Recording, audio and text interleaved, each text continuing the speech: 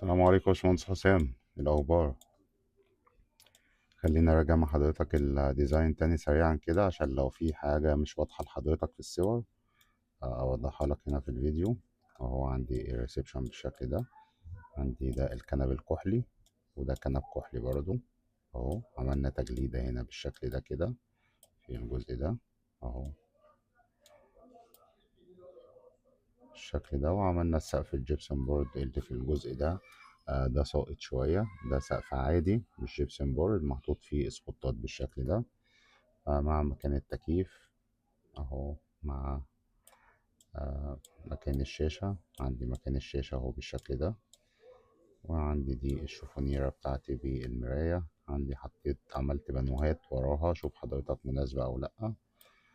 طبعا الجزء ده بتاع المطبخ عملته زي حضرتك ما طلبت. عملنا هنا التلاجة بالشكل ده، وعملنا جنبها غسالة الأطباق وبعدها الحوض والميكرويف. طبعا احنا لسه ما عملناهوش بلت ان. وعندي هنا ده مكان البوتاجاز والشفاط الهود. وهنا عندي برضو وحدة تخزين هنا في الجزء ده، مع ديب فريزر كبير شوية. يعني أنا عامله لك مساحته 80 في 55. شوف حضرتك المساحة اللي عندك قد إيه برضو وقول لي عليها. طبعا هنا شكل البانوهات، وجينا ندخل على الطرقة معانا بالشكل ده أهو. لو جينا شوفنا شكل الشوفونيرة مع البانوهات البيوتيك هنلاقيها بالشكل ده مع التلفزيون وتجاليد الخشب. ولكن هنا عندي أنا عايز أوضح بس إن إحنا يعني بعد ما عملنا لقينا إن المفروض هنا يبقى فيه لوحة المفاتيح بتاعة الكهرباء. والمفاتيح الإنارة، مفاتيح الإنارة على فكرة الباب هيفتح من هنا، فالمفترض إن مفاتيح الإنارة تكون الناحية دي. وطبعا الناحية دي أنا على ما أعتقد إن في عمود خرسانة هنا في الجزء ده مقابل للعمود ده في الجزء ده. يعني احنا المفروض بحاول أدور على حل الموضوع المفاتيح ده. ولكن هنا هيكون مفاتيح العمومية اللي هي مفاتيح الأوتوماتيك بتاعة الكهرباء. جينا دخلنا هنا في الغرفة دي هنلاقي الشكل ده أهو. حطينا كنبة واحدة وحطينا معاها المكتب بالشكل ده أهو كده. لو جينا دخلنا بقى الغرف كده سريعا، هنلاقي أول غرفة عملنا فيها 2 سرير ودولاب مع مكتب بالشكل ده أهو. وعملنا هنا مكتبة مع صندوق للعب. ممكن نضيف بقى أي حاجة، أي فرنتشر تاني عندك عايز نحطها نضيفها في المكان نضيفها.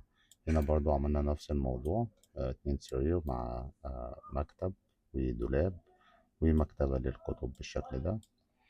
ولو جينا للحمام طبعا دي التقسيمة اللي احنا وافقنا عليها. ده مكان الغسالة الكابن شاور اهو بالشكل ده.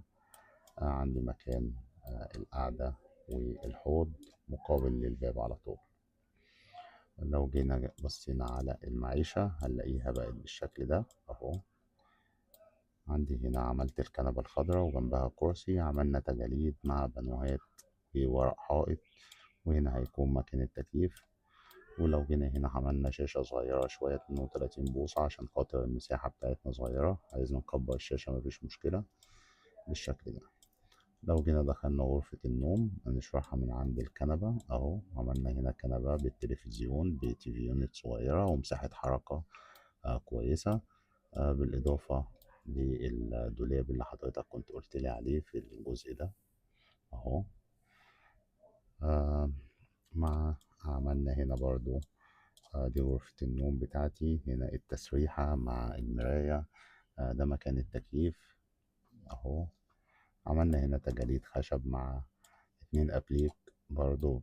بنحاول إن احنا نحافظ على النمط بتاع الغرفة بتاعة النوم ونمشي مع نفس النمط وتبقى حاجات كلها شبه بعضها يعني. وده شكل الدولاب وده شكل الجزء باقي التسريحة، تكملة التسريحة بالشكل ده. يا رب أكون قدرنا نشرح كل حاجة. ممكن أشرح لك الحمام ده كمان بالمرة أهو. حمام الغرفة طبعا احنا عملنا شوية تعديلات معمارية في الطول والعرض بتاعه اهو بقى بالشكل ده. قاعدة وكابين شاور ومعاهم الحوض. شاء الله أكون قدرت أشرح لحضرتك شرح وافي عن الديزاين. وشوف بقى لو حضرتك عندك أي تعديلات نبدأ نشتغل عليها ونطلع الريندر الأخير إن شاء الله. بالتوفيق يا باشمهندس.